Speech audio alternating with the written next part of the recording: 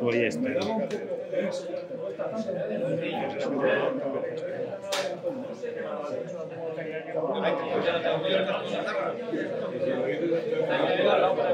Está bien,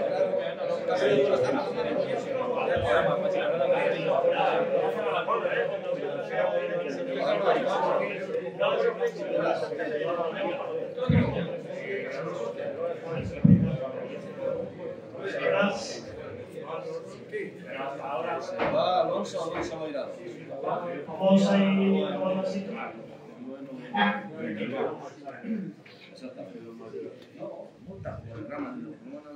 Bueno, bienvenidos a todos. Para quien aún no nos conoce, permítanos presentarnos brevemente. Somos una asociación comprometida con la integridad y la defensa del toro, y nos enorgullece organizar por cuarta ocasión nuestro ciclo Hablamos Toros de Toros. Durante este ciclo ya han pasado personalidades como Román, Damián Castaño, Adolfo Martín, Goyo Quintas e Iñaki San Juan, entre otros muchos nombres propios del panorama taurino. En esta edición tenemos el honor de contar con la presencia de Juan de Castilla, torero colombiano que este año ha firmado la temporada más importante desde que tomó la alternativa. El próximo viernes 21 recibiremos la cuadrilla de Isaac Fonseca, a quienes queremos rendir homenaje por aquella memorable lidia Brigadier, uno de los toros más destacados de 2025. Nos acompañará Juan Carlos Rey, Raúl Ruiz Cachorro, Jesús Robledo Tito, Borja Lorente y Vicente Martínez. Lamentablemente Isaac Fonseca no podrá estar con nosotros, aunque nos alegra saber que cumple compromisos en su tierra, México. El viernes 28 cerramos este ciclo con Frascuelo, torero histórico con quien compartiremos anécdotas, reflexionaremos sobre la situación actual del torero. Antes de comenzar, queremos hacer un breve balance de la Feria de los Remedios 2025 en nuestro pueblo. Desgraciadamente, el inicio no fue esperado. El desencajonamiento y revuelga se realizó un año más y, como ya ocurrió con Cuadri, de manera inconsciente, sin la profesionalidad y la importancia que merece. No podemos permitir que un acto tan emblemático, esencial de la identidad de Colmenar Viejo, se realice con ligereza. Esperamos que esto no sea excusa para abandonar en el futuro la apuesta por ganaderías que salgan del monoplaste como Dubec. Asimismo, mostramos nuestro malestar por la actuación del presidente de la plaza, quien ha puesto en evidencia años de historia al conceder trofeos sin entender las peticiones del público ni el espíritu de la plaza de la Corredera, y al mantener en el ruedo toros inválidos que restaron emoción y provocaron el desinterés de los aficionados. Por ello, pedimos y esperamos que no vuelva a ocupar el palco presidencial en futuras corridas en Colmenar Viejo. En cuanto a nuestro invitado de hoy, Juan Sebastián Hernández de Restrepo, conocido artísticamente como Juan de Castilla, nació en Medellín, Colombia, el 1 de noviembre de 1994. Desde niño sintió una profunda vocación por el mundo del toro y gracias a su esfuerzo, sacrificio y constancia se ha ganado un nombre en el escalafón. Tomó la alternativa el 16 de enero de 2016, en su ciudad natal, con el Juli como padrino y Luis... Perdona que te interrumpa, pero yo creo que ese no soy yo. Si puedes ir más despacio, porque vas a hacer. Sí, porque ese no soy yo. Yo no me entero de la alternativa me confundí de Rocatay. Perdona que sea tan fácil. Yo me llamo Juan Pablo Correa Sánchez. Bueno, no pasa nada. No pasa nada.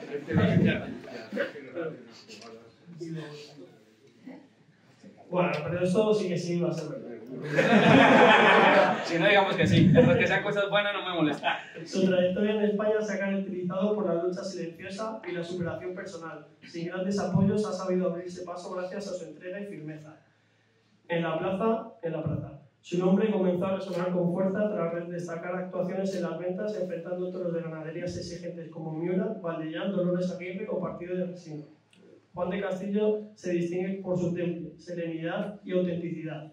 Es un torero que emociona sin artificios, con una tauromaquia basada en la verdad y el compromiso. Su manera de estar en la plaza, seria y respetuosa, le ha hecho ganarse la admiración de los aficionados que valoran el esfuerzo y la pureza. Gracias a su constante evolución, preparación física y mental y disposición a asumir cualquier reto, se ha consolidado como uno de los nombres más prometedores frente a las ganaderías duras.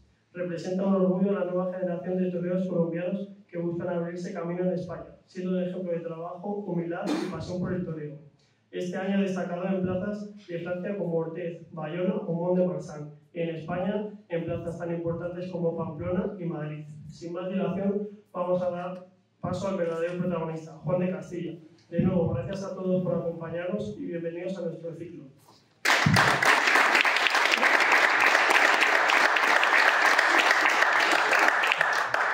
Muchas gracias, estoy feliz de estar aquí. Y bueno, no siempre cuando uno se echa el capote de la espalda al toro sale bien, muchas veces le echa mano a una, así que bueno, lo importante es levantarse y volver a placer. Pues muchas gracias, Juan. Para ir comenzando, pues sobre todo quiero saber un poquito cómo comienza todo, de dónde viene tu afición por el mundo del toro, ya que bueno, pues ahí en Colombia hay afición, pero es verdad que no es el día a día, o imagino que los toros no salen en el día a día. Yo creo que mi afición siempre la tuve muy marcada desde pequeño. Recuerdo imágenes, tengo como imágenes borrosas en mi cabeza de cuando aprendí a manejar el mando del televisor. Estar haciendo, en Colombia no decimos hacer zapping, sino canalear, cambiar de canal, canalear. Estaba canaleando y claro, yo veía toros, pero yo no sabía lo que era. Y me quedaba siempre enganchado viendo los toros. Había mis caricaturas favoritas o toros y yo me iba a ver toros sin saber en realidad lo que eran los toros. Y la feria en Medellín era desde enero hasta marzo. Y yo seguía buscando los resúmenes de los toros que echaban por la tele, junio, julio, agosto, septiembre, y ya no veía nada. Entonces, claro, ahí empecé a entender que era de feria, que era por temporada, y ahí ya me fui enganchando poco a poco el toro. Porque, bueno, esto no sé si será verdad, ya lo que después de lo que me has dicho, pero tu nombre viene de que tú naciste en un barrio que se llamaba Castilla. Y ese barrio, en teoría, por lo que leí, era conflictivo y tú te lo pusiste sobre todo para representar ese barrio, ¿no?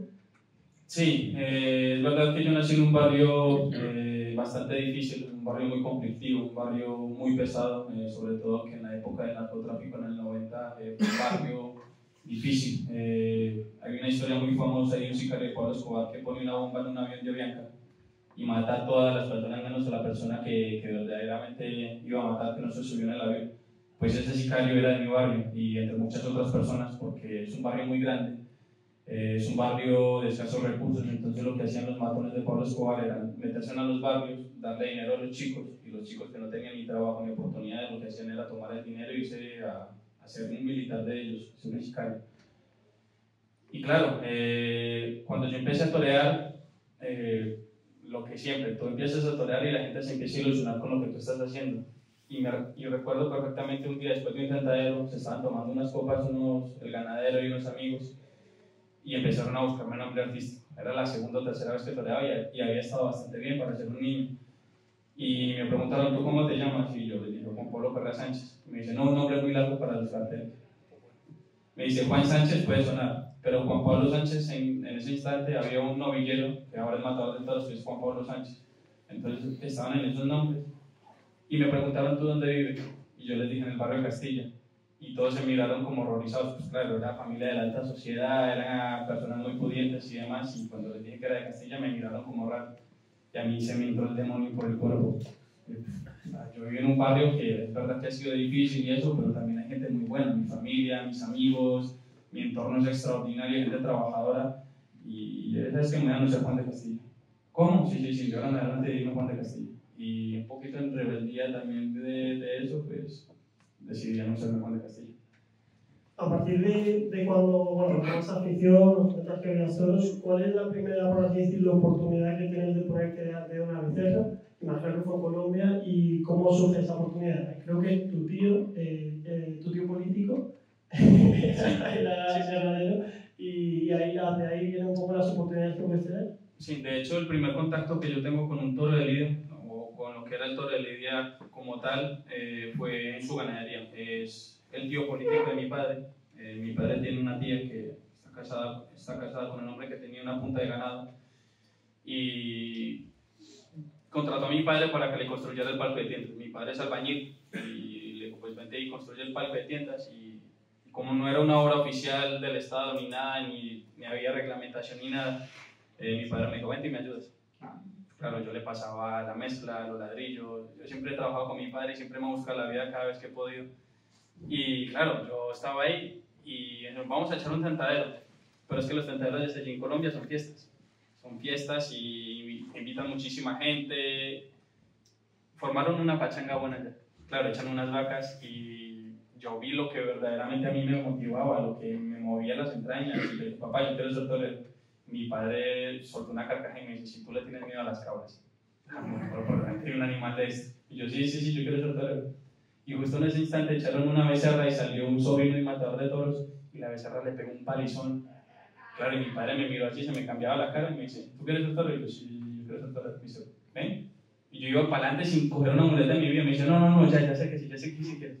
Y ahí empezamos poco a poco a buscar con su tío político como la ayuda para empezar a torear o a entrenar. Y en esa ganadería fue donde me puse por primera vez por delante de una becerra, donde toreé mi primer novillo y bueno, ahí fue donde di mis primeros pasos. Por lo que vi también, estuviste durante una pequeña época en una escuela aquí en Colombia, ¿no? Antioquia. Y luego es verdad que te salió la oportunidad de venir aquí a España a la escuela de Espartinas. Cuéntanos un poquito ese proceso, sobre todo, qué diferencia veías en la escuela de aquí de Espartinas respecto a la de allí de Antioquia, y luego cómo surge la oportunidad de, obviamente, de llegar aquí a la escuela de Espartinas. La diferencia de la escuela taurina de Antioquia, la escuela taurina de Espartinas es como si quieres andar en un coche sin ruedas a andar en un avión. La diferencia es abismal, no por condiciones ni por nada, sino porque el maestro de la escuela en ese instante me decía, vamos a entrenar a las 3 de la tarde. Ok. Yo vivo como a 10 kilómetros de la plaza. Muchas veces yo no tenía por los pasajes, me iba caminando o corriendo. Llegaba a la plaza y el maestro llegaba a las 5 y llegó a las 6. Esto no es lo que yo quiero para mi vida y eso. Entonces me desanimé un poco, la verdad. Y recuerdo un día que estaba jugando en la calle con mis amiguitos y mi madre me llamó, Juan Pablo, ven para mi casa. Y me dice, mira lo que se ve en la prensa. Escuela Taurina de Antioquia renueva su futuro, una noticia, y a mí se me abrieron las tripas, porque claro, yo estaba desmotivado por el maestro y por cómo pasaban las cosas. Volví y era lo mismo, solamente salió publicidad. Pero tuve la suerte de que en ese instante, entrenando en la Plaza de Toros, conocí a uno de mis mejores amigos, creo que uno de los grandes maestros que conocí en mi vida, no solamente de tauromaquia, sino maestro de la vida, que se llama Fernando Arango. Y yo le dije que me entrenara o que me apoderara. Fui tan atrevido que siendo un niño con 13, 14 años le dije apoderarme, porque habíamos hecho mucho film y el hombre Fernando, el mata, que yo le digo de cariño, me dice, que yo no soy apoderado y para ser apoderado hay que tener contactos y dinero. Y yo en mi ignorancia le dije, pues enséñame a torear que el resto me lo gano yo. Y así hicimos, empezamos a entrenar muy fuerte. Yo me salí de la escuela taurina porque la escuela taurina me puso como un veto, porque me dijo que o entrenas con nosotros o con Fernando. Y yo, perfecto, hasta luego. Y se quedaron mirándome como, ¿qué haces? Y yo, sí. Y claro, fue duro porque nos hicieron un poco la guerra en Medellín, pero al final de cuentas el de los pelos negros es lo que pone a todo el mundo en su sitio. Y empecé a torear novilladas y las cosas empezaron a ascender bastante bien. Esto se imagino, la etapa con Fernando Arango fue cuando viniste a España y te sale la oportunidad. Sí, pero ahí nos saltamos una etapa muy grande y muy importante en mi vida, que es cuando yo ya le había dado 2 vueltas a Colombia y había toreado novilladas en Cali, Manizales, Medellín, Bogotá y en la provincia, que había reemplazado a Sebastián Castela en un festival que toreaban todas las figuras del toreo, y Sebastián Castela le entró una gastroenteritis y no pudo torear, y me llamaron 1 hora antes del festival. Claro, eran toros y yo ya estaba sorteado todo y el toro de Castela era el que mataba yo, y llaman y me dicen, ¿quieres torear el festival? Y yo, sí, claro, pero me puse blanco como esta mesa, pero voy para adelante. Y toreé el festival y le corté las orejas al novillo. Entonces, claro, eso fue un punto de inflexión muy grande en mi vida. Y ya estábamos viendo que si le íbamos a seguir dando la vuelta a Colombia, está mal decirlo, pero es la verdad, la realidad. Me iba a ser un torero colombiano, un torero para mi país. ¿Y en España qué? Si yo tenía muy claro que el que triunfa en España, triunfa en el mundo. Y yo ya tenía la necesidad de dar ese paso adelante. Es como un chico que quiere ser futbolista y es futbolista en Brasil. Sí, fenomenal. Han dado los mejores futbolistas del mundo, pero el fútbol bueno es en Europa. Entonces eso es lo que nosotros queríamos. Pero claro, por la falta de recursos de mi familia era imposible. Y al Mata, a Fernando, se le ocurrió una maravillosa idea de escribir una carta a Fernando Botero, presentándole mi proyecto, presentándole lo que habíamos hecho, presentándole lo que queríamos hacer en España y pidiéndole ayuda. Y le mandó la carta y la carta se quedó perdida, no nos contestaba. Y justamente me llama el día Fernando Arango me llama el día de mi cumpleaños y me dice, ¿dónde estás? Y yo, pues cuando eso tenía una universidad, voy a ver a Susana. Me dice, no, vete ya corriendo para la casa. Salgo corriendo para la casa y me dice, mira quién contestó la carta. Y fue Fernando Botero, nos dijo que nos iba a mandar a España a los dos, pero que esa era la condición de que nos viniéramos los dos, porque él no quería que yo me viniera a España solo. Tenía 17 años en ese entonces. Claro, yo me vengo a España con una beca, con todo pagado, con un dinerito, me habría hecho de todo. Habría quemado patines. Entonces, claro, me vine de la mano de Fernando y fue la verdad una experiencia muy bonita. Y ahí llegamos a patines. Claro, porque ahí con 27 años, imagino que aquí en España llegas como novilleros sin picadores o con sin picadores.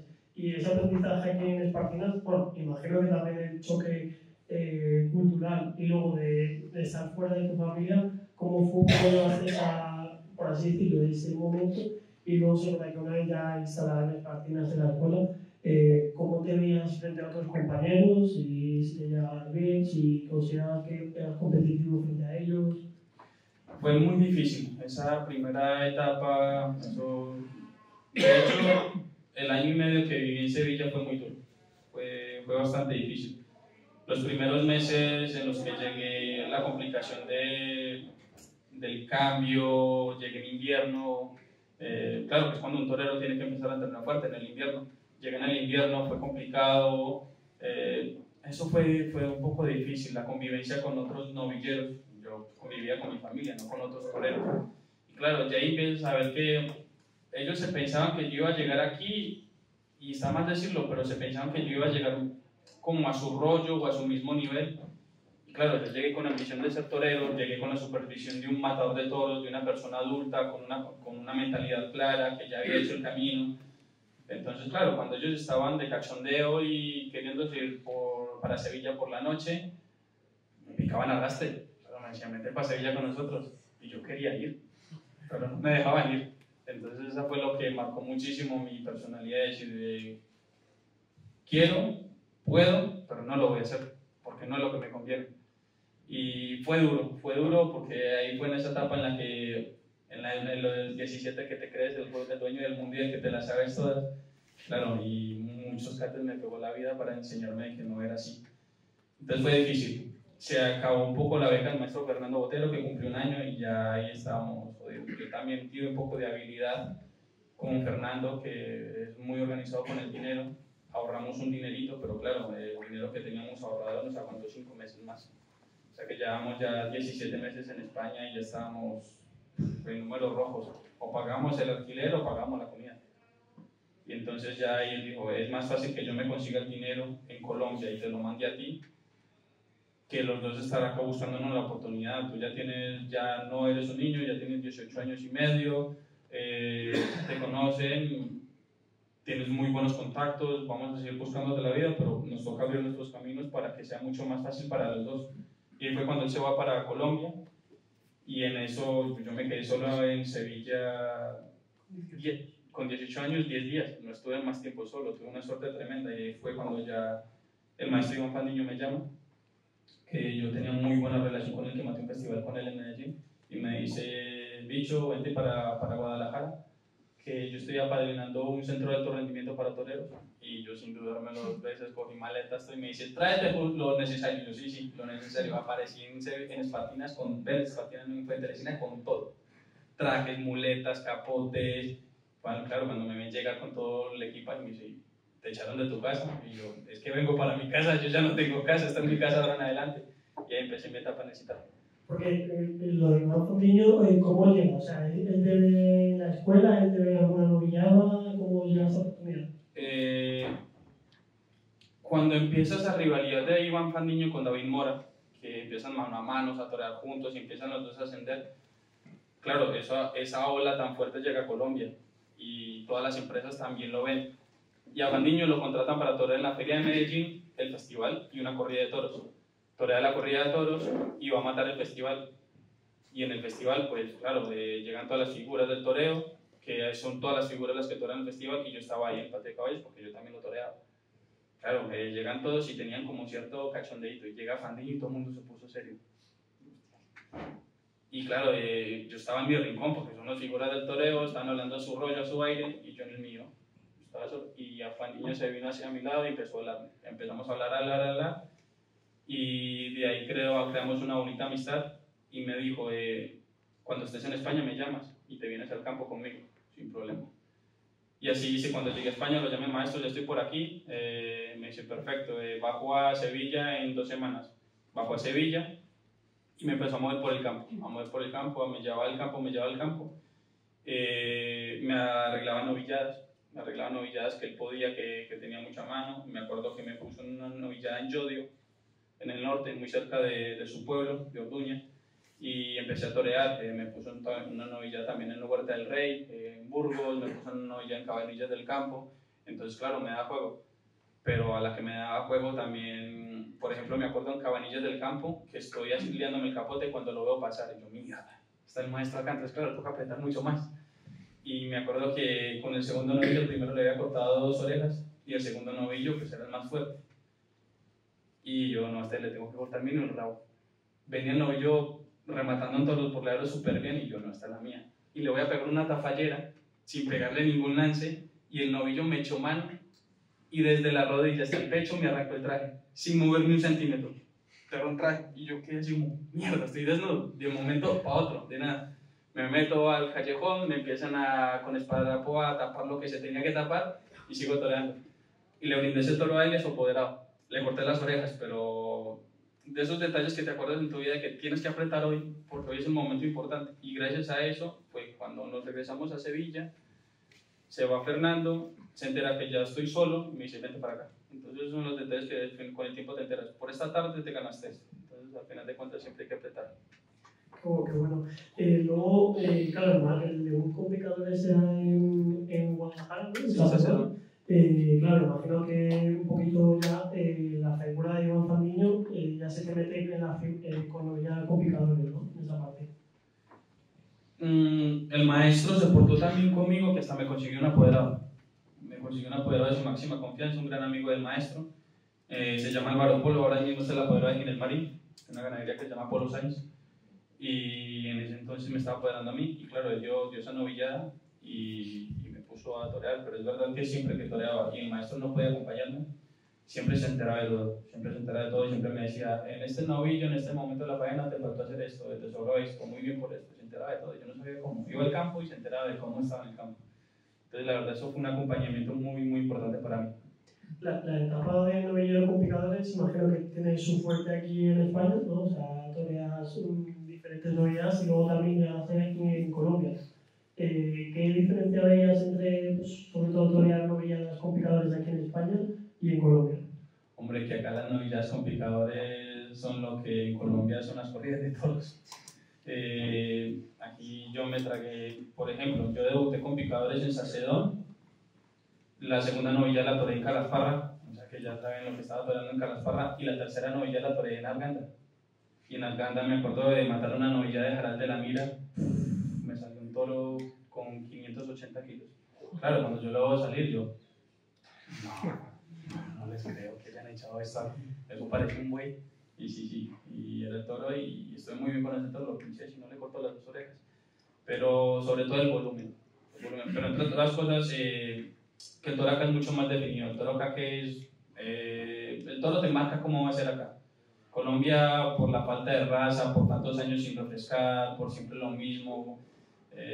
Un toro a lo mejor te están vistiendo 2 muletazos bien, y el tercero se te viene el pecho sin razón. Se te queda corto o te pega una voltereta y no te la esperas. Entonces, es verdad que allí el toro se mueve un poco más, pero tampoco se le pega tan fuerte como se le pega aquí. Pero es un toro criado en altura, entonces al estar criado en altura tiene mucha más capacidad pulmonar. Pero sí hay muchas cosas que se notan en diferente. ¿Qué es con lo que te quedarías de tu paso en la etapa de novillero con picadores? ¿Y qué crees que a lo mejor lo echaste en falta, o a lo mejor si hubieses tenido esa posibilidad, habrías cambiado un poco tu nivel? Pues mira, lamentablemente creo que mi etapa con picadores creo que fue perfecta para mí. Digo lamentablemente porque sufrí muchísimo en la última etapa. Tomé malas decisiones, cometí errores, en algún momento creí que sabía más de lo que verdaderamente sabía, entonces al final de cuentas eso la vida lo cobré. Igual lamentablemente, pero afortunadamente, lamentablemente porque lo sufrí mucho, pero afortunadamente porque me enseñó, y hoy en día cada vez que me pongo por delante de un animal digo, ¿es esto o es ninguno? Entonces eso me enseñó muchísimo, que tenía que aprovechar el día a día, que si vas a matarla de cebada gago, encantado, que si vas a matarla de Dolores de Carrera, fenomenal, que si vas a matarla de Raso de Portillo, cumbre. La peor corrida de todos es la que tú tienes que ver en la tele sentado en el sofá de tu casa. Eso lo entendí en ese momento, no lo entendí ahí, yo me creía merecedor de muchas cosas mejores, y a fin de cuentas el que se merece las cosas es el que se las trabaja de verdad. ¿Tú notabas esa madurez que tenías, imagino, en esa etapa frente a otros compañeros, o es que ibas a lo tuyo y tú te dedicabas a torear, te ibas a hotel y listo? Pues mira, como yo estaba siempre metido en el CITAR, ahí ven muchas personas y diferentes nacionalidades, diferentes culturas, comportamientos. Al final de cuentas estamos todos ligados por la tauromaquia, casi la misma cultura de la de todos. Pero sí es verdad que yo he notado en ellos que, aunque yo me equivocaba con la intención de mejorar, de avanzar, de apretar, de entrenar más fuerte, de estar más mentalizado. Ellos muchas veces se equivocaban porque se lo creían, o porque se conformaban, o porque yo no entiendo que a mí me hierven las tripas que, por ejemplo, no se valore y no se quiere un país en el que están luchando por salir adelante. Y es mucho de los problemas que han tenido compañeros extranjeros, sin importar la nacionalidad, cuando vienen a España. Dicen, no, es que mi país está mejor esto, no, es que mi país es esto, no, es que los españoles... Cabrón, cállate el puto hocico y agradece a esta tierra que te mantiene acá vivo como torero. Es lo que debes hacer. Y entonces eso es lo que yo he aprendido para mí o para nunca hacerlo, y es lo que me mantiene vivo. Y por ejemplo, yo soy una enamorada de España. Hasta hace 2 meses me dieron la nacionalidad, después de estar 13 años aquí. Y ese día no me emborraché porque tenía que entrenar, si no también lo habría hecho. Ese día fue uno de los más felices de mi vida. Pero sí es verdad que se me enseña en mi vida, el fijarme mucho, que por fortuna he compartido con muchos toreros o muchos novilleros, porque un torero ya está más consolidado, un torero ya está más hecho, más macizo, un novillero es más volátil, es más voluble y están puros de creación. Compartir con ellos y saber cómo se equivocan ellos para no equivocarme de la misma manera. Ya llega tu alternativa, ¿no? En Medellín, con tu familia, con tus conocidos. No sé si durante la etapa de novillero acudías mucho a Colombia. ¿Cómo llega este momento y cómo lo vives? Porque bueno, de estar aquí, por así decirlo, solo, sin tus familiares, y luego tomar la alternativa frente a ellos, pues ¿cómo es esa sensación? Pues mira, yo cuando vine a España me quedé 3 años sin ir a Colombia.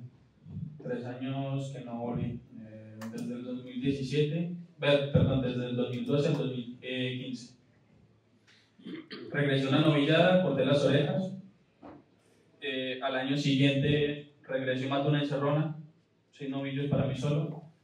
Ahí ya me había desvinculado de mi apoderado, y al desvincularme de mi apoderado, el apoderado de Néstor García, que es el apoderado de Iván Fandiño, que eran íntimos amigos entre mi apoderado y él, se lo tomaba muy mal, terminamos muy mal.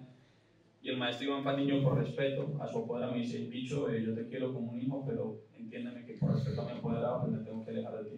Y, maestro, yo lo entiendo perfectamente. Uno no puede patear la lonchera, uno no puede pelear con el plato de comida, ¿qué va a hacer? Sin problema. Y entonces ya ahí todo estaba en Cerrona, tomo la alternativa al año siguiente en Medellín, pero sí es verdad que tomar la alternativa, yo sí quería tomar la alternativa en Medellín. Y claro, yo no quiero tomar la alternativa con su familia, pero para mí era mucho más importante tomar la alternativa en España. Yo tenía el sueño de tomar la alternativa en España. Tenía como esa mentalidad de lucha en España, quiero tomar la alternativa en España. Era como una especie de capricho también, y no entender cómo vienen las cosas de la vida, que muchas veces la vida no viene como uno quiere, sino como le toca y como lo que has conseguido. Y la tomé en Medellín y fue un día maravilloso, un día muy bonito, un día muy especial, brindarle toda la alternativa a mis viejos, a mis papás, a mi sobrino, a mi hermano. Y el segundo toro, a la persona que me dio el motor para irme para España, que fue el maestro Fernando Botella, entonces fue muy especial. Lo disfruté muchísimo. Fue una tarde difícil porque me echó mano, me pegó un palizo muy fuerte. Luego el cartel era con Ponce y Rocarrey, que estuvieron tremendo. Yo me sentía en el grito que echaban a los leones. Y entonces fue una tarde muy difícil, pero la recuerdo con mucho cariño. Posteriormente a la toma de la alternativa, bueno, llega un momento año, ¿no?, por así decirlo, en lo que no te salen corridas. Imagino que también un poco a colación de lo que dices de hacer la alternativa en Colombia, pues perjudica a lo mejor hacerla en lugar de hacerla en España. ¿Cómo veis esos momentos? ¿Consigues corridas en Sudamérica, pero en España no? Es difícil porque yo creo que aunque hubiese tomado la alternativa en España, con el año que había hecho de novillero, que no fue bueno, habría sido bastante difícil torear más. Por eso te digo que me equivoqué mucho de novillero y en ese último año de novillero no estuve para nada acertado y fue difícil. Entonces, claro, eso trae consecuencias. Aquí se olvidan de las cosas muy pronto, de lo bueno se olvidan muy pronto y de lo malo lo acuerdan bastante. Pero es normal, es así la vida. Y entonces no habría toreado mucho. Pero yo tomé la alternativa en Medellín y ese año acá en España toreé 2 corridas de toros. Una en Roda de Duero, fui triunfador de la feria de Roda de Duero, y otra en Villaviciosa de Adón, fui triunfador de la feria de Villaviciosa y no volví. Al año siguiente no me repitieron. A Roa no he vuelto a torear en Roa. Y en Villa sí he toreado otra corrida de toros, toreé en el 2019 y fue cuando un toro me pegó. Desde el 17 al 19 yo no había vuelto a torear, no había vuelto a torear acá en España. Y cuando toreé en Villa, un toro me pegó una cornada en el estómago. Y entonces, bueno, la primera cornada que me pegaba, la asumí bien, aguanté, maté el toro y me metí en la enfermería. Cuando te llega la oportunidad de la Copa Chanel, ¿no? ¿Qué importancia le das a la Copa Chanel en tu carrera actualmente? ¿Crees que ese fue un punto de inflexión? ¿A partir de ahí crees que todo fue mejor? ¿O bueno, te gustó igualmente con años ganar corridas? Mira, hay un experimento que hicieron los soviéticos, creo que fueron los soviéticos hace muchos años, que es criminal, pero tiene mucho sentido con lo que te voy a contar de mi vida. Meten un ratón en un balde con agua, en un cubo con agua, y el ratón empieza a nadar y a los 15 minutos se ahoga porque se cansa de nadar y se ahoga. Pero el ratón, hacen otro experimento con el ratón, lo meten y cuando ya se está ahogando con 14 minutos y medio, lo sacan, lo dejan un momento fuera y vuelvan y lo echan. Y el ratón empieza a nadar y ya no aguanta 15 minutos, aguanta 2 días y medio, 3 días nadando, porque tiene esperanza de que lo van a volver a sacar. Claro, cuando a mí me dan la oportunidad de torear la Copa Chanel, de puta, me sacaron del agua. Aquí me sacaron del agua, aquí me van a dar la oportunidad. Claro, yo me agarraba al clavo ardiendo. Yo llamaba a empresarios, cuando había una sustitución para que me pusieran. Me acuerdo una vez que llamé a un empresario de Navarra, había una sustitución de una corrida de casta de lo de Reta. Y claro, yo dije, tengo que torear. Lo llamé y digo, quiero torear esa corrida de toros. Y me dice, perfecto, sin problema, te pongo. Ahí está dinero. Y yo, es que si yo toreo por ese dinero, me toca poner dinero a mí. Y yo no tengo dinero para llevar a la gente así. Y por eso motivo no la toreé. Si a mí me dicen, están los mínimos, yo habría matado a la corrida de Reta. Pero cuando a mí me presentan la oportunidad en la Copa Chanel, claro, yo me pongo con todo lo que podía para entrar ahí. Ahí inicio una etapa de apoderamiento con Jesús Salas, me actuó el apoderado y con el maestro Luis Miguel Encabo, y no teníamos nada. Entonces yo por eso digo que ahí me sacaron del cubo y me dieron esa oportunidad. Y la primera que toreé fue la de Moral Zarzal, y ahí salí ya con el cuchillo en los dientes. En cuanto a la verdad es que hace una barra ya te has saltado. Te iba a preguntar y yo creo que es diferente torear ese tipo de toros. Pero es que yo creo que hay que cambiar el concepto de torear. Ahí. Yo la lidiaría y la mataría de la manera más digna posible que la puedo hacer. Porque torearla, seamos sinceros, no es un tipo de toro para torearlo como se quiere, de adelante a atrás, de arriba a abajo, en redondo 5 o 6 veces, encajado, con la pata para adelante. Yo creo que le puedes robar 1 o 2, irte, volver, 1 o 2, volverte, hasta que se oriente. Que al orientarse puede ser en el medio muletazo. Entonces yo la mato sin problema, no tengo problema por eso. Pero también en el momento que la mate, que seguramente llegará, yo creo que al igual que yo tengo sensibilidad para lidiarla, que el aficionado también tenga sensibilidad para entender que yo voy a intentar ponerme, pero es que si no se puede, no se puede. A colación un poco de esta pregunta, ¿cómo te siente que te consideren un poco torero de ganaderías duras? Es que eso es porque no me han visto torear las buenas. Es que yo en Colombia toreo todas las buenas con la figura y casi siempre salgo a hombros, soy triunfador de las ferias. Por ejemplo, en Bogotá he indultado 2 toros con Rocarrey y con Ponce, he toreado con Ponce y con Ureña, con Castela y Rocarrey, y con el único que no pude torear fue con el maestro Morante. Y estuvo ahí cerquita, pero he toreado con todas las figuras en Colombia, las corridas buenas, y he salido a hombros yo, entonces, ¿por qué no me han visto en las buenas? Pero no me quejo. Es las que me echan, es la que tengo que escalar, es lo que me tengo que comer ahora, y mi intención es escalar. No salirme del todo del circuito, que este es el circuito que por mi personalidad me viene bien, que me gusta y que me mueve las entrañas, pero entre col y col y una lechuga, no estaría mal. Ahora, ya cogiendo el hilo de lo que comentas, bueno, yo me gustaría saber un poco más tu opinión acerca de las figuras, como por ejemplo Ponce o Rocarrey, que siempre torean, pues, a lo mejor toros de Cubillo, por ejemplo, Puerto de San Lorenzo, bueno, corridas que al fin y al cabo muchas veces salen malas y pese a ello las siguen eligiendo. ¿Tú por qué crees que sucede eso? Y si tú, si estuvieses en la posición, pues no sé, por ejemplo, Baltasar Iván, Pedro Zayentes que salen buenos, no sé por qué no les puedes dar una oportunidad a ese tipo de ganaderías. Yo creo que todo empieza desde la educación de las personas, ¿no? De la interpretación también de la vida, de todo un poco, ¿no? Las figuras, obviamente, yo quiero ser figura del toreo para escoger esas también, yo no soy mentiroso, te digo la verdad, pero que yo quiera escoger esas no quiere decir que yo quiera carne y pues se me olvide el pescado, o que yo quiera comerme un salchichón y también me entre el chorizo, o el blanco y el negro es una escala de colores que también puede haber un punto intermedio. Ellos están ahí cómodos, es verdad que, lo digo yo, que matar una corrida de toros de las que yo mato requiere mucho más sufrimiento porque se sufre, requiere mucha más mentalización, requiere mucha más preparación y es un riesgo constante. Por ejemplo, yo maté la que quieras de este año, la que quieras. Te pongo un ejemplo de este año maté una corrida de toros en Ortesa. Claro, el primer toro era así, era precioso, de Vega Terceira, cumbre el toro, o bueno, pero no tenía fuerza, el toro no tenía fuerza. Claro, me meto al callejón después de haberle cortado una oreja y le digo a mi cuadrilla, obedecía a lo rojo. Porque claro, yo veía que el toro me miraba y miraba la muleta. Claro, cuando me sale el otro, porque era un concurso ganadero, un desafío ganadero, era uno de Dolores Aguirre. Y yo creo que es el toro más grande que he matado en mi vida. Yo le ponía la muleta y yo solamente le veía la testud por encima.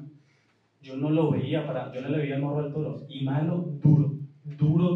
No paró nunca. Le pegamos 3 puyazos como la gente requería. Y a mí no me importa. Si el toro es bravo, que le den en el caballo y que el toro pelee. Y a mí me gusta ver cómo un toro se arranca el caballo y empuja. Y la pelea que hay a mí me parece muy bonita. Claro, yo a ese no es que me gustara, es que había que darle. Y le pegué 3 señores puyazos. Claro, cojo la muleta y no paro, pero no paro. Y venga y seguía, remataba la tanda y seguía caminando y remataba la tanda y seguía caminando. Claro, cojo la espada, ahora como lo mato. Es que no sabía cómo matar el toro. Claro, yo monto la espada y yo veía solamente la testud y yo, es que no veo nada. Esto tiene que ser un acto de fe. Le eché la muleta y el movimiento perfectamente que vi que el toro medio humilló y hizo así tapándome la salida. Claro, yo es que este me echa mano y me desbarata. Un toro mata a Juan de Castilla en Nortes. Claro, yo lo pinché como pude. Y yo, ni una, ya vas a ver. Claro, yo le intenté matar la primera vez como pude de una manera pura y yo dije, ni una. Ah, sí, espérate. Cogí y puse la mano por delante y en cuanto vino por mí, le dejé la mano estirada y lo maté. Pero es que fue muy duro y claro, yo me imagino a Pablo Aguado, a Juan Ortega,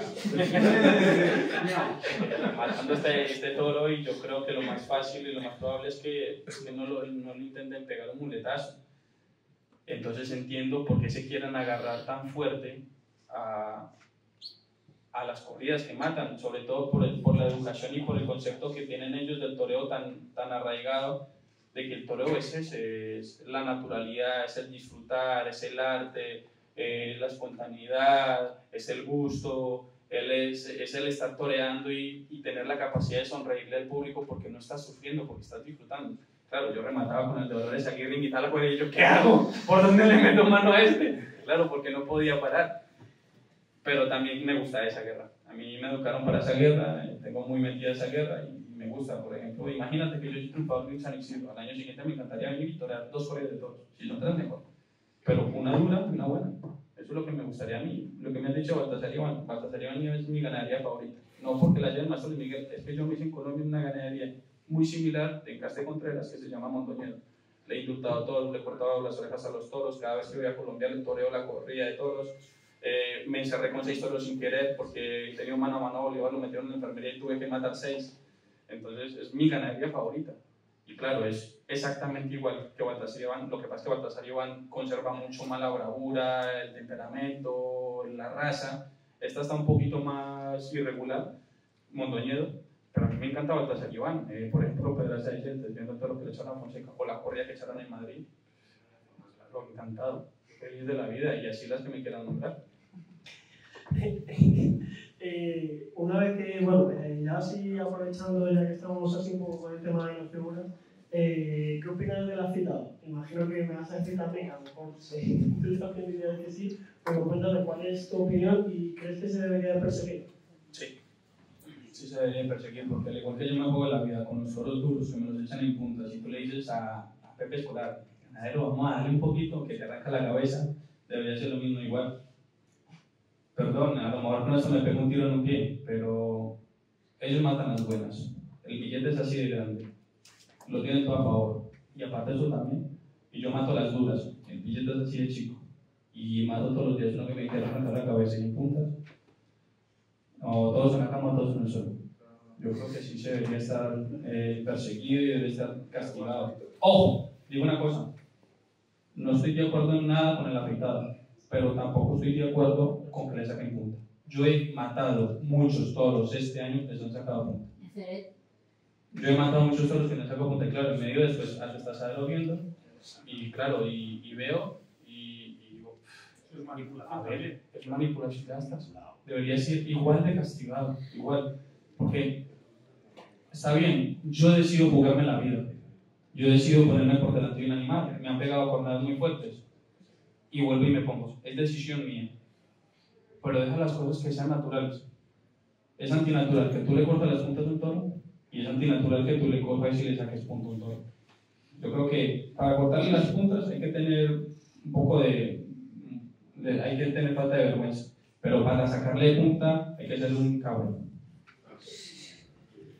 Totalmente. En cuanto a la fiesta, bueno, este año has toreado varias veces ya en Francia. ¿Qué diferencias ves tanto un poco el público que está en Francia respecto al de España y luego a nivel de un poco de los toros o un poco las emociones y la educación que tienen allí por los toros? ¿Qué diferencias ves respecto a España? A ver, se notan diferencias, sí se notan diferencias, sobre todo que es un público un poco más frío, más analítico, a lo mejor las cosas no te están saliendo bien y se esperan hasta el final y te reprochan al final lo que sea, y las cosas no te están saliendo bien y mitad de página te están triturando. Te están triturando. Yo creo que sí, tú pagas tu entrada, tú tienes derecho a protestar por lo que no crees que esté bien. Pero al igual que tú tienes derecho a protestar, también deberías de tener la educación para saber en qué momento hacerlo, para saber en qué momento decir, cabrón, no pasaste la línea, o yo estoy pagando mi entrada y yo quiero ver un hombre valiente jugándose la vida. Tienes razón, pero no me lo grites cuando yo me estoy cruzando con un toro o cuando yo estoy fuera de sitio.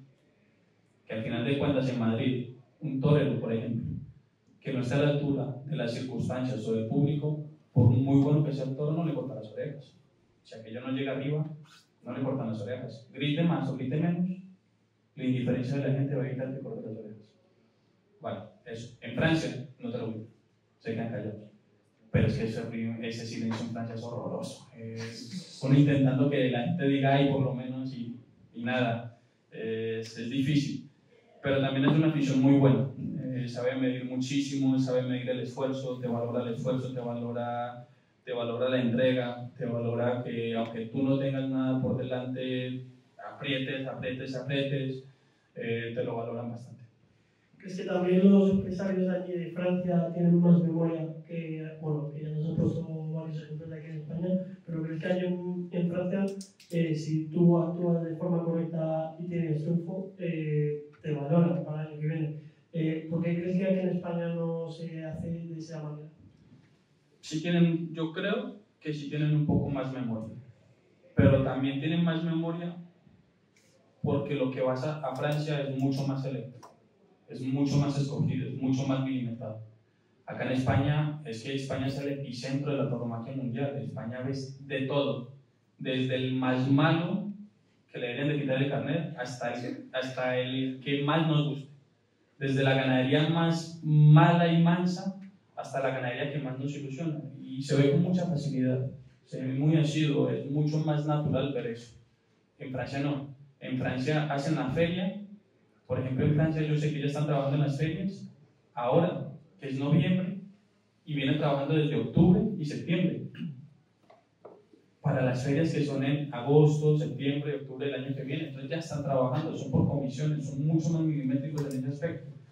Y como son comisiones, es un grupo de personas, la mayoría son comisiones, es un grupo de personas que hablan y que intercambian intereses y puntos de vista, pero como siempre están dialogando y siempre están intentando buscar lo mejor, siempre sale lo que más o menos la memoria acuerda.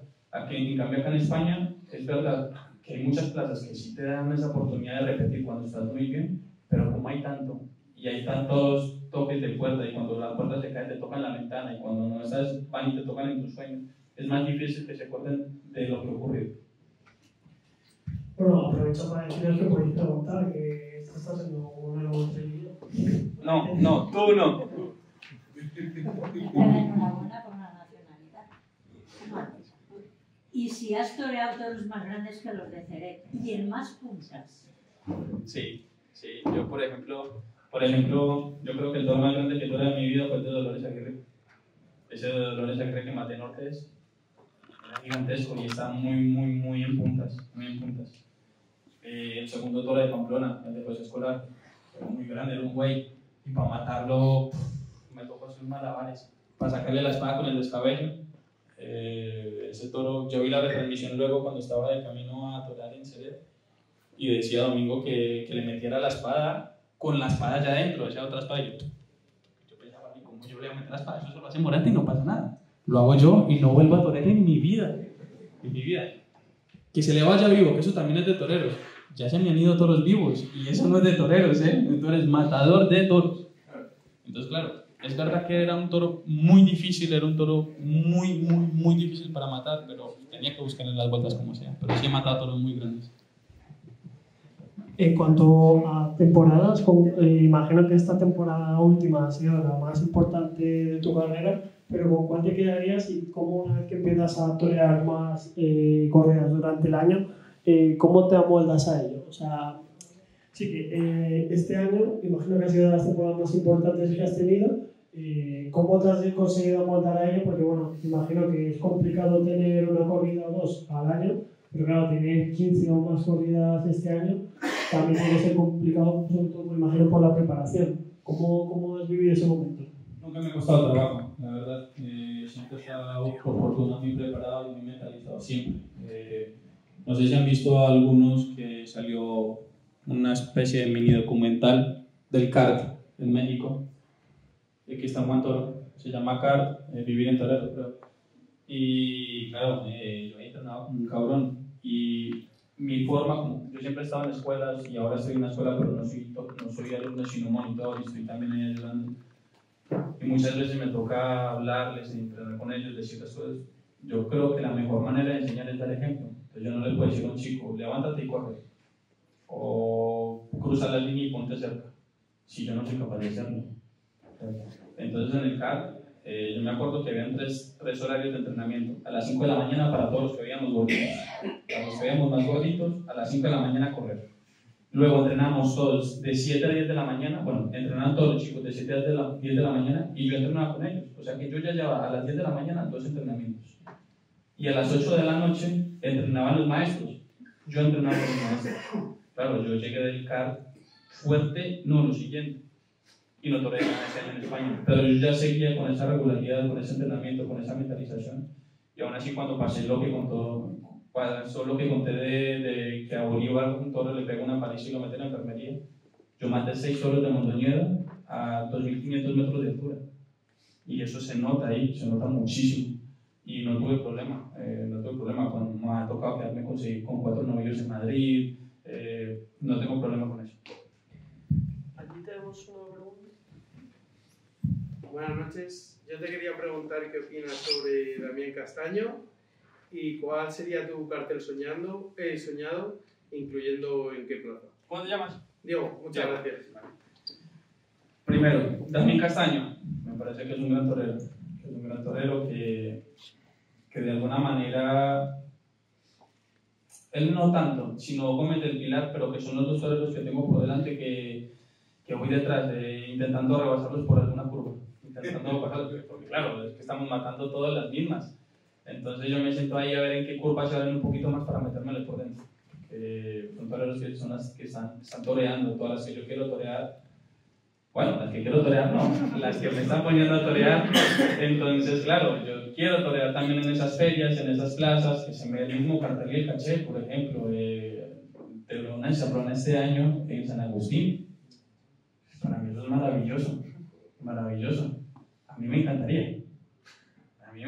Y creo que estoy muy preparado. Este año yo que San Agustín era por un toro.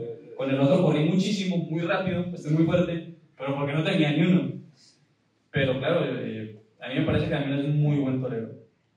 Y mi cartel soñado, es que mi cartel soñado es soñado. Mira, para mí siempre ha sido, por su forma de entender la vida cada vez que se viste de luces, José Tomás. Por su forma de entender la vida como se ve cuando se viste de luces. Me ha parecido increíble. He admirado y admiro muchísimo la tauromaquia del Juli, con el poder y el dominio que tienen los animales. He toreado con el Juli. El maestro Morante para mí es el torero que más me ha emocionado y más me ha llenado. Es un torero que me encanta y ojalá que lo pueda volver a ver a torear en algún momento de mi vida. Me habría encantado torear con él. Yo sé que ya va a ser muy difícil, pero ese sería un cartel muy interesante para mí. Muchas gracias. ¿Ganadería? Mondoñedo. No, si es con ellos yo creo que va a ser una ganadería que permita que cada uno que permita que cada uno se exprese de la mejor manera que lo sienta. ¿Y plaza, Juan? Madrid mismo. Madrid. Que los pillo todos. Yo tengo 3 preguntas. Primera, cuéntanos cómo fue aquello de torear en Francia y luego de tu debut en San Isidro con Miguel por la tarde. Espérate, entonces no me hagas atrás que se me olvida la pregunta, ¿vale? No, Fue muy difícil, porque yo toreo en Manizales en el 2024, que es en enero, y estábamos en Manizales, yo estaba sentado en el tendido de Manizales y hablamos con Víctor Sensac. Van a torear en VIP, la corrida concurso, fenomenal. ¿Qué día es? El 19 de mayo, cumbre, hecho, arreglado. Llego a España, enero, febrero, y empiezan muchos rum muy fuertes de San Isidro, muchos, y en ninguno aparecemos.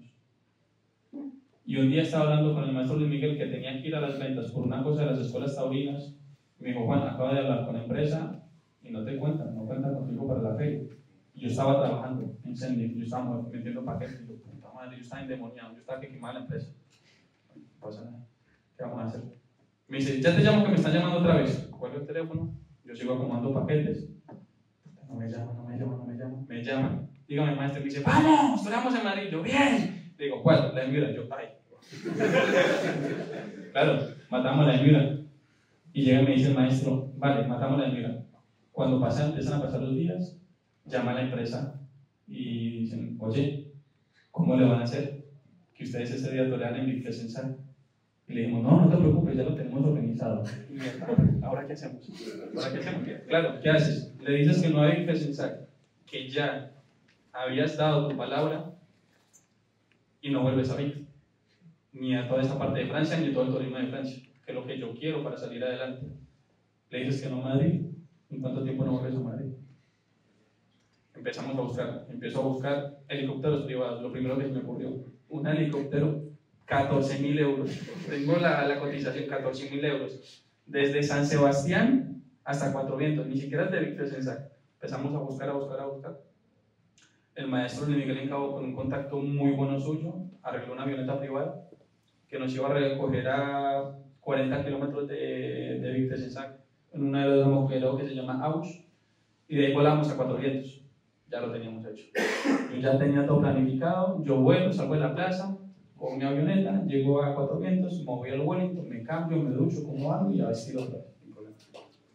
2 días antes de empezar la tormenta y lluvia. ¿Ahora qué hacemos?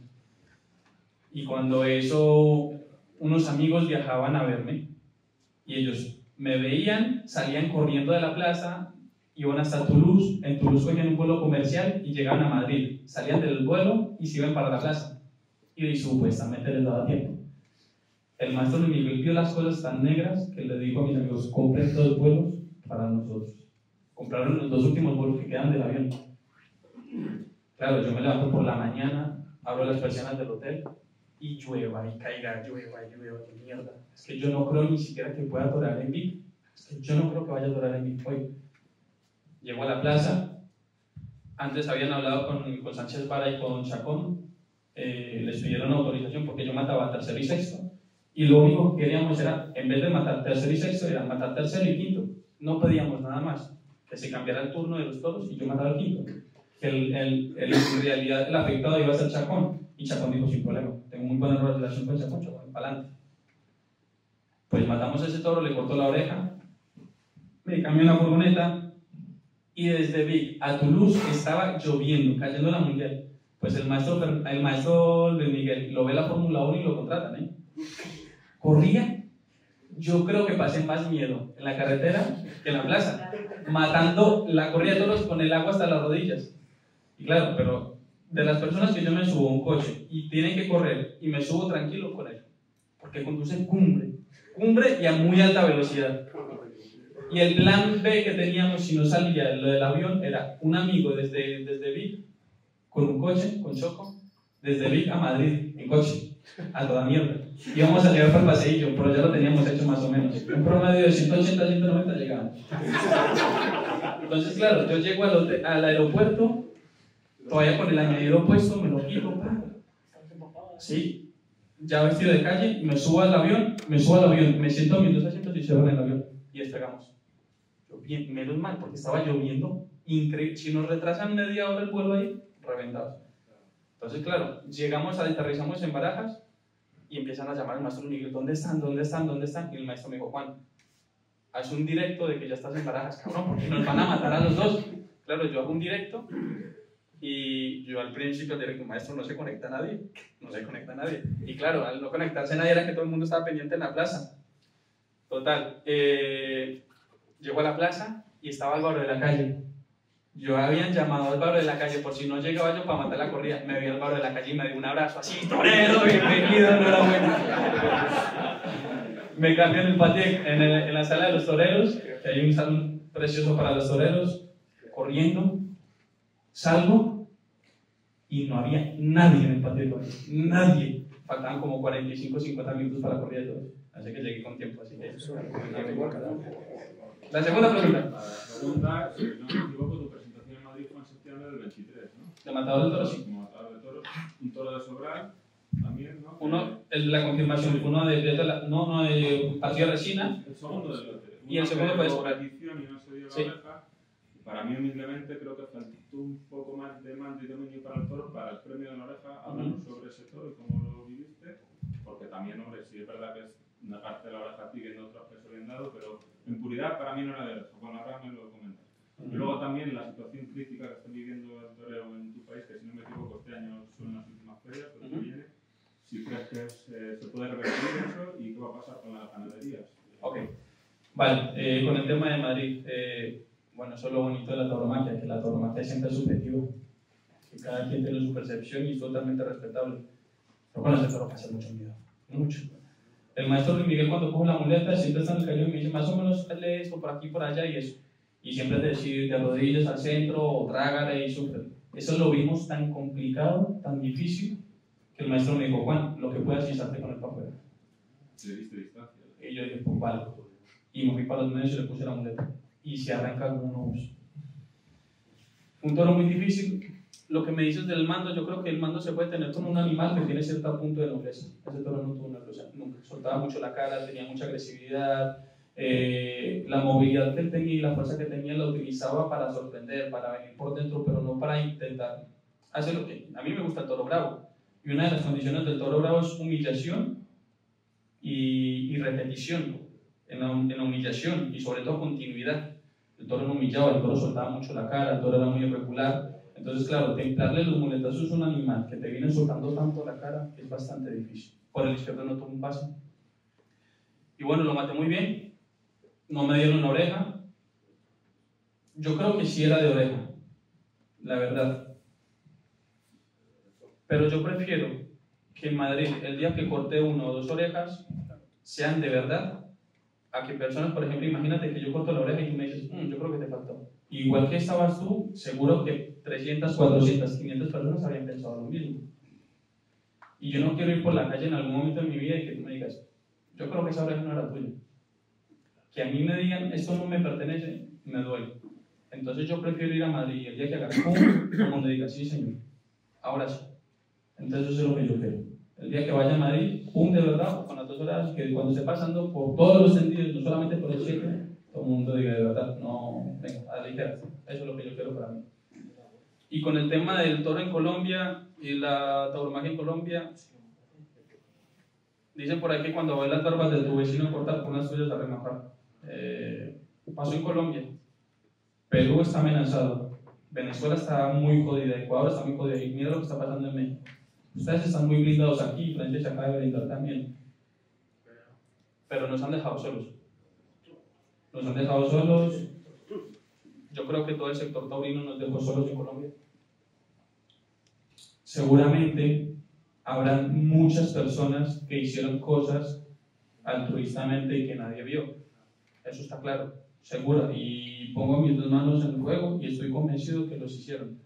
Figuras, ganaderos, entidades privadas, personas muy importantes e influyentes del mundo del toro.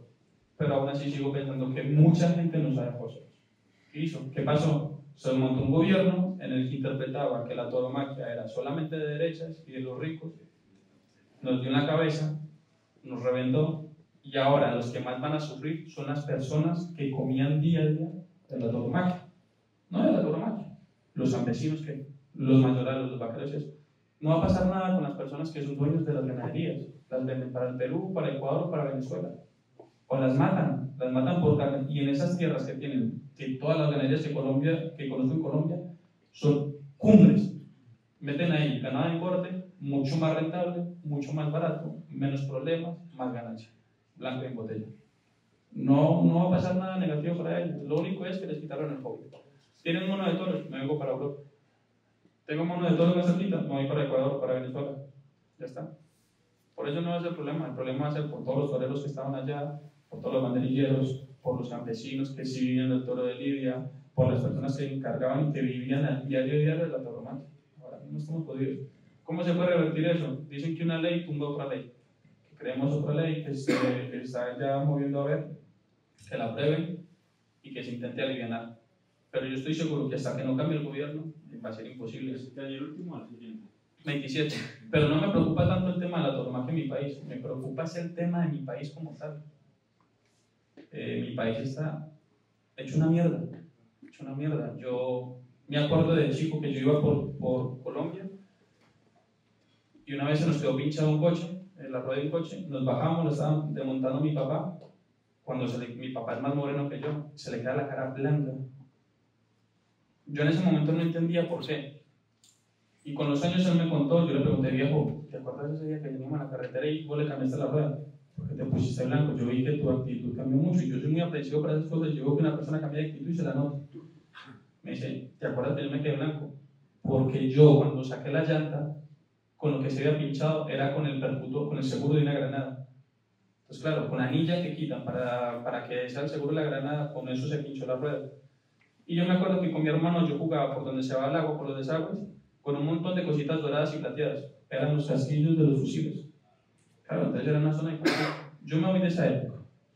Luego veo otra época en la que tú puedes andar por la carretera de Medellín hasta Pasto, que hay 1200 kilómetros, y vías militares cada 20 minutos. Todo perfecto. No había delincuencia muy poca, había crecimiento, había empresa, había turismo, había economía, había inversión extranjera. Un país en crecimiento. Todo fenomenal, va la cosa muy bien, una tranquilidad, una seguridad. Y ahora vuelvo a mi país y prácticamente me toca andar en coche blindado con mis amigos. Mi mejor amiga anda con escolta y con coche blindado. Porque no se puede. Entonces ver esas etapas de mi país me duele muchísimo. Y ahora mismo Colombia está mucho peor que en los 90. Con el Pablo Escobar ponían bombazos, sí, pero se veía dónde era el bombazo. Y se sabía contra quién era la pelea. Ahora mismo, caían inocentes, sí. Pero es que ahora mismo caen todos inocentes. Entonces eso es una mierda. Es una mierda vivir así en mi país. Entonces me preocupa mucho más mi país, como sociedad, que como cultura de tauromaquia. Bueno, pero, o sea, respeto profundamente esto que has dicho, volviendo un poco al tema del toro. Solo queda Cali, Manizales, plazas como hasta 10 años, Medellín, Bogotá, no sé si Cartagena también. Había toros, ¿por qué se ha ido perdiendo ahí en tan poco tiempo? La Santa María, por ejemplo, una plaza emblemática de América. Santa María se perdió por Petro. Por otra cosa, por Petro. Cuando Petro fue alcalde, la primera cosa que hizo, yo voy a cerrar la Santa María, la cerré legalmente. Cuando se la pudimos abrir nuevamente, dividieron 2 o 3 años de toros. ¿Qué pasa con la Santa María? Que el gobierno es el que pone ahí cuántos impuestos tienen que poner, cuántos dinero tienen que dar. Entonces, los impuestos para todos en Bogotá son muy elevados. Dicen, vale, vamos a dar todos en Bogotá, no me importa. Pero dinero por hoy todos en Bogotá. No te dan la plaza. No te la permiten.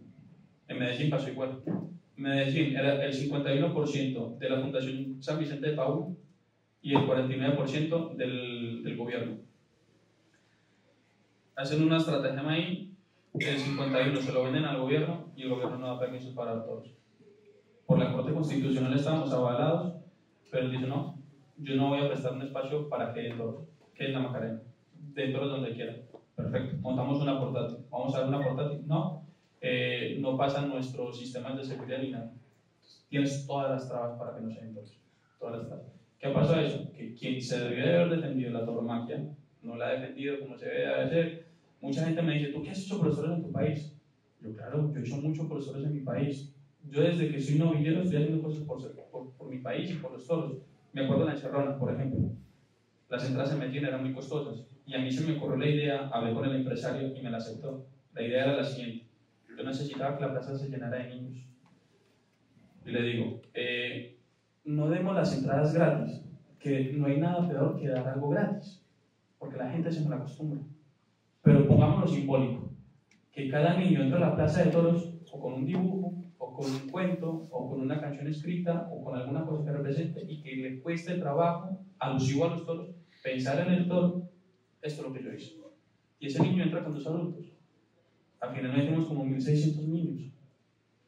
Yo trabajo mucho por mi país. A cada cosa que me llaman a mi país iba y hacía. Entonces cuando me dicen, ¿tú qué has hecho por mi país? Por tu país, por los toros. Yo he hecho mucho. Pero es que el problema no venía conmigo. El problema venía 10, 12 años antes de que yo quisiera ser torero. Y lo veían venir, no hicieron nada. Entonces esa es la cosa que se veía que venía el lobo, que viene el lobo, no pasa nada, que viene el lobo, no pasa nada, que viene el lobo. Ay, cuando llegamos el lobo ya teníamos el lobo en el cuello. ¿Ya qué? Ya rezar para que el lobo nos suelte. Ya no tengo otra cosa. Buenas noches. Yo te quería preguntar de la corrida que ha dicho antes Guillermo de la confirmación en Madrid de Sobral y Partido de Resina. Yo creo que es la primera vez que te había visto torear en directo en el ruedo. Y desde el tendido, al que tenía al lado, digo, hostia, estoy viendo cosas de César Rincón. ¿Estaba equivocado? Sí. Sí, porque el maestro Rincón siempre ha sido... Yo nunca estudié mucho el maestro Rincón, la verdad. Y puede sonar feo quizás, pero lo vi 2 corridas de toros en Colombia cuando era un niño. Claro, un niño con 12 años que le vas a decir, se emocionaba con lo que hacía y con lo que la gente se paraba y bebía bota y boleaba poncho y gritaba torero, torero, pues yo también lo hacía. Pues yo no tenía esa conciencia. Lo estudié más lo estudio más de matador de toros, pero no ha sido ese referente que toda la gente piensa que por yo ser colombiano, mi referente es el maestro. No, lo admiro tremendamente, creo que figurón máximo del toreo, pero no ha sido la tauromaquia suya la que me ha movido a mí. Más bien soy más estudioso de las cosas que gustan, que están en desuso. Por ejemplo, de las distancias largas. Cuando el maestro vino a Madrid y se ponían esas distancias largas, claro, eso movía las entrañas de Madrid. Porque el maestro justo pasó del obedismo, que era amontonarse inmediatamente con los toros, a él hacer todo lo contrario, a verlo venir galopar. Entonces, y estamos igual en esa misma etapa. Estamos en un punto en que todos los toreros en Madrid, cuando un toro medio se para, encima. Está bien, tiene mucho mérito, es muy valiente, hay que tener dos cojones muy grandes. Para un toro en Madrid hacerle eso, y para las que yo mato también. Pero también hay que renovar la otra cosa. A mí me gusta ponerme encima, y cuando puedo me monto encima. Y lo hago y me siento muy seguro. Pero yo no quiero ser el torero que identifiquen solamente con una cosa. Que es un torero muy completo. Sabía que en ese momento, con esas circunstancias, lo que tenía que hacer es irme lejos. Y que por ejemplo, en Madrid, cada vez que puedo me echo el capote de la espalda. Y lo hago. Porque lo más fácil sería pegar chicolines o verónicas. Pero el paso adelante es echarse el capote de la espalda, cerrar los ojos y que venga por donde venga. Y ha pasado. Entonces, es verdad que sí es verdad que se puede confundir de esa manera, pero no ha sido guiado por el maestro Lincoln, ha sido guiado por la necesidad de expresar lo que yo quiero y lo que está pidiendo el público en este momento. Muchas gracias. Que actualmente la fiesta, pues bueno, creo que has hecho algún comentario acerca de, pues sobre todo de la iniciativa de los niños, pero ¿qué cambiarías de la fiesta actual para que la gente os interesase más o viniera más gente a las plazas? Es muy difícil eso. Es complicado porque es verdad que ir a toros es costoso. Mirar las corridas de toros es muy costoso y cada día más. Pero es verdad que cualquier espectáculo es costoso ahora. Yo lo que haría de cabezas es intentar incentivar a los niños o la gente muy joven. Hay una cosa que quizás sea muy discutida, que en una parte no me gusta nada, pero en otra parte estoy viendo resultados, que es lo que hacen en las ventas a las afueras, que hacen como una discoteca después de la corrida de toros. No es la primera vez que yo lo veo en una plaza de toros. En Medellín lo hacían y eso se ponía hasta el culo de gente joven, pero hasta el culo. Y mucha de esa gente joven son amigos míos, que les gustan los toros. No han vuelto a toros porque no hay toros en Colombia, pero van a verme en Manizales cuando vienen a España, me vienen a ver torear. Pero sí es verdad que gracias a eso, ellos iban con un amigo que les gustaban los toros, ellos iban a emborracharse, la liaban alguna vez en la plaza, pero se quedaban y seguían volviendo a la plaza. Llegó un momento en que pasaron de la peda, de la borrachera, a quedarse viendo los toros y a ir por toros. Entonces a mí me parece que eso es muy importante. Es verdad que eso se aprovecha para muchos chicos insolentes. Ya están mamados y te dicen cualquier cosa, que yo lo decía, tú dime lo que quieras, cuando yo mate el toro, lo que sea, está bien, ya está. Pero cuando yo me estoy jugando la vida con un toro y que tú me digas alguna cosa o que me faltes al respeto, dime cosas, lo tolero un poco más, pero que me faltes al respeto, ya eso es delicado. Entonces, da ese pie, porque como ya está mamado, esa es la parte negativa, pero a mí me parece muy positiva.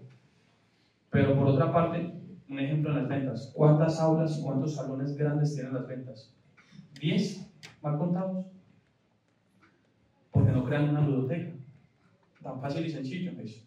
Tú pones una ludoteca, muchas personas no van a toros por los niños. No, ¿con quién dejo los niños? Llévatelos, no pasa nada. Llévatelos, son 2 horas y media como mucho. Tú llegas al niño, pagas 5 euros o le pagas la entrada al niño, lo metes a la ludoteca, le pones una escarapela con el nombre del niño, el nombre del papá, una pantalla gigantesca retransmitiendo la corrida de toros y pones a hacer al niño actividades de toros, a jugar con 2 o 3 especialistas y hacerte todo en la ludoteca relacionado con los toros. Lo enredas. Y el niño que no quiera jugar eso va a estar viendo la tele porque le gusta la tele, va a estar pegado a la tele. Y va a llegar un momento que el niño dice, no, papá, no me dejes aquí, yo quiero estar en la plaza. Yo creo que es una idea también que puede funcionar. En Madrid, que tienen el espacio. Y en muchas plazas también, que pueden ser espacio y demás. Pero claro, eso cuesta dinero, eso hay que hacer una inversión, eso tiene que tener seguros, eso tiene que hacer un montón de cosas. Y al final de cuentas, o sea, apostar dinero con el dinero de los demás es más fácil.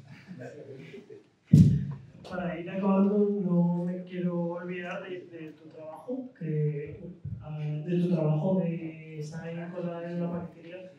¿Cómo compaginas el trabajo y cómo es la relación con los compañeros? Porque imagino que el día que te vas a torear a Francia, debido a los compañeros que te vas a matar 3 horas allí en Francia, pues imagino que habrá diferentes opiniones y de todo tipo. Ya no trabajo. Ya no trabajo. Por fortuna. Gracias al toro. Es verdad que no estoy viviendo del toro, estoy sobreviviendo del toro. Porque todavía no me da para vivir del toro. Sobrevivo como puedo. Pero sí era duro. Porque yo trabajaba en Coslada, vivía a 40 minutos de mi casa y entraba a las 5 de la mañana. Entonces me tenía que levantar a las 3:30 de la mañana para poder ir a trabajar. Iba a trabajar, trabajaba de 5 a 1 de la tarde, no paraba porque si hago el cambio para parar a comer, no salía a la 1 sino a las 2. Y entonces yo trabajaba continuo y era muy difícil, era un constante movimiento. Al principio mis compañeros me veían como un bicho raro, porque claro, yo a lo mejor faltaba un día y luego llegaba a trabajar un día y trabajaba desde las 4 de la mañana hasta las 3 de la tarde para compensar horas. Entonces me dijeron, este falta un día, pero luego viene y trabaja 12, 13 horas seguidas. Luego un día llega con el párpado roto, con el ojo descolgado y no se pide la baja. Al otro día llega medio cogiendo con una herida y está trabajando igual. Entonces claro, yo veía compañeros que medio cojeaban, se pedían la baja y se quedan 15 días en casa. Entonces me veían como un bicho raro. Cuando se enteraron que ya todo lo cambió la situación. Ya me veían raro, pero entendían las circunstancias. Y ya llegó un momento en el que era inviable, porque claro, yo me levantaba a las 3:30 de la mañana y me acostaba a las 11:30. Dormía muy poco, muy poco. Y la intensidad de mis temporadas empezaron a crecer. Yo empecé a trabajar en el 2022, ese año no toreo nada, ni un tentadero. Luego toreo el 23. Luego en el 23 creo que toreo algo más, la Copa Chanel. Luego el 24 el año pasado ya estaba toreando más. Y cuando llegamos este año, me acuerdo que llegué de Colombia, últimos de enero, que en Colombia seguía el entrenamiento muy fuerte, la gente se piensa, no, tú te vas de Colombia de vacaciones. Y yo, sí, claro. Pero es que lo que no se dan cuenta es que cuando los toreros están descansando aquí, que es octubre, noviembre y diciembre, yo estoy entrenando con un cabrón porque es cuando viene el fuerte de Colombia. Entonces, claro, y llego de Colombia y es cuando tengo que seguir entrenando con un cabrón porque ya viene la feria aquí. Entonces yo venía entrenando muy fuerte y me acuerdo que estaba trabajando y ya me empezaban a temblar las manos, me empezaban a dar dolores de cabeza muy fuertes y dije, hay 2 cosas, una, o dejo de trabajar o le bajo a la intensidad del entrenamiento. Blanco en botella. Me cierro los ojos, que sea lo que Dios quiera y dije que no iba a volver a trabajar. Obviamente lo dije con su tiempo adecuado y demás. Y recuerdo las palabras del jefe y me dice, yo ya me lo esperaba, pero el día que tú quieras volver, solamente me llamas 24 horas antes, te doy de alta en la Seguridad Social y vuelves a trabajar. O sea que dejé las puertas abiertas y eso me agrada. Pero menos mal dejé de trabajar, porque este año he tenido muchos percances, los toros me han dado fuerte este año, y yo estoy seguro que si hubiese estado trabajando en Sendy, o no me habría recuperado bien, habría sido más delicada las heridas, o sencillamente no tendría cómo pagar los días que faltaba trabajar. Porque yo, por ejemplo, aunque estuviese de baja, que estuve de baja una vez que casi me partió un tobillo, estuve 5 días de baja, pues esos 5 días los pagué. Porque era mi compromiso, no con la empresa, sino con Juan Pablo, que era el dueño. Porque él me puso a trabajar ahí. Era mi compromiso con él.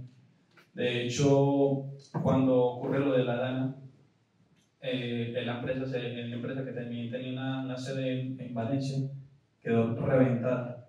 Nos fuimos 8 o 9 chicos, dentro de esos estaba yo voluntario, a trabajar, a mover barro, a ayudar a la gente allá, claro, pero era por mi compromiso con Juan Pablo. Entonces yo faltaba un día, le pagaba el día, o trabajando horas extras o trabajando sábados y domingos. Y llegó un momento que empecé a faltar tantos días por rentaderos, por corridas de toros, que yo miré y digo, es que estoy faltando, ya llevo 23 días acumulados. Es que ni sumando mis vacaciones, ni trabajando días extras, ni trabajando horas extras, como trabajé días extras, sábados y domingos, y pagando horas extras, me voy hasta octubre o noviembre, sin descansar ni un día. Y faltan días por torear. Entonces dije, mi compromiso con este no es faltarle ni a usted ni a la empresa, y decidir. Buenas noches, Juan. La verdad que es un gustazo escucharte. Bueno, tienes todo ahora mismo de cara para que la siguiente temporada consolides lo que te has ganado en esta, que en parte los toros no te han ayudado todo lo que podrían haberte ayudado y aún así has estado dando la cara siempre, en cualquier plaza, en cualquier pueblo, que eso es digno de alabar para cualquier aficionado. Creo que ese es el camino, ¿no? Y tú de verdad que nos lo demuestras. Seguirte es algo que recomendaría a todo el mundo, porque no sabemos cuándo, pero seguramente más pronto que tarde saldrá todo lo que llevas trabajado. Pero bueno, lo de Bayona fue, ¿no? Sí. No hemos hablado y te quedaste en la plaza matando ese toro con ese cornalón. Eso es, o sea, no sé, puede ser de los episodios de esta temporada más importantes que ha habido, y ha habido importantes, sí. Pero realmente el punto de honor que demostraste fue tremendo. Eso por un lado. La corrida de Dolores Aguirre era la cabeza de camada, la que se mató en Ortez, y ya solamente de verdad en el campo es que eran así. O sea que, claro, verlos en la plaza y en ese ruedo tan pequeño, pues ya tuvo que ser, y enfrentarte a ellos, tremendo. Pero bueno, todo esto, pues, pero la verdad que lo que no sabía, y gracias que gracias está fenómeno, por si te digo Iván Fandiño hoy, ¿qué nos puedes decir? Mira, lo del maestro Iván, yo creo que es de las cosas más importantes que me ha pasado en mi vida. Conocerlo él en lo personal, verlo cómo pensaba, cómo actuaba, cómo se comportaba. Luego no estaba de acuerdo con él en decisiones que él tomaba, yo estoy seguro que pagó fuerte, pero como persona y como torero, intachable. Es verdad que quizás tuvo un momento fuerte en el que mató los 6 toros en Madrid, las cosas no fluyeron como él quería y demás, y se lo cobraron muy fuerte. Pero yo creo que esas apuestas son de figura máximo. Esas apuestas son de alguien que quiere marcar un hito en la historia. Lamentablemente lo marcó por otra cuenta, pero también lo estaba marcando a su forma de ser, de entender la vida, de comportarse, de su camino propio, de esa independencia que él marcaba. La vida es así. Sabemos que la vida no es justa, pero sigue siendo la vida. Hay que vivirla. Por eso yo intento, en base a él, yo sé que no voy a llegar a mi vejez muy bien. Yo sé que voy a llegar escacharrado, vuelto mierda, con muchas taras y eso, pero voy a llegar feliz. Porque de alguna manera lo estoy haciendo en mi vida, estoy esforzándome ahora.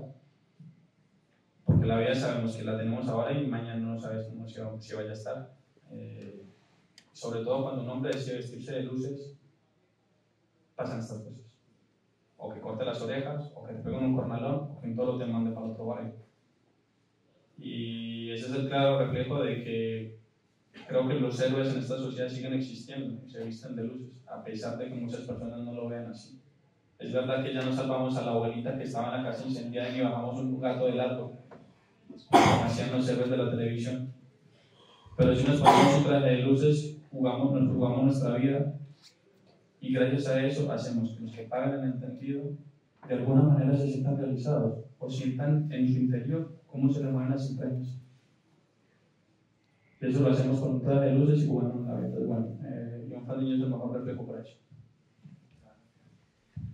Pues para ir acabando ya, Juan, así 3 preguntas rápidas. Una ganadería que no hayas lidiado este año, que te gustaría lidiar en el 26. Victorino.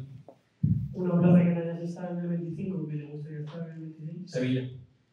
Y un compañero con el que no hayas toreado en el 25 y quieras. Morante. Pues la verdad es que muchas gracias, Juan, porque yo creo que te has abierto. O sea, yo creo que todos nos llevamos, todos los que no te conocían o te conocían un poco menos, se llevan una visión de ti bastante importante. Gracias a ti hemos estado, yo creo que una horita, un poco más, que se nos ha hecho rápida con todo lo que nos has contado. Darte las gracias por todo, por haber venido aquí y por haber demostrado y haber hablado sin ningún tapujo y que no se la lengua con nosotros.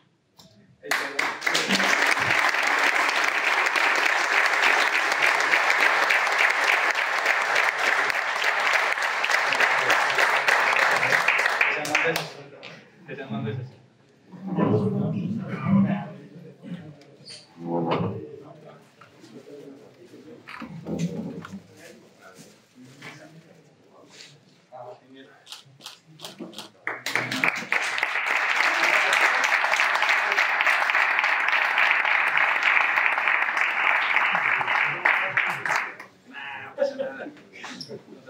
A mí también me quita un poco de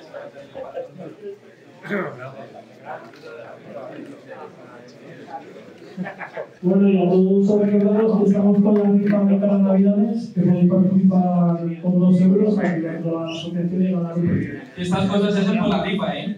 Así que si queréis seguir teniendo los aquí a comprar boletas.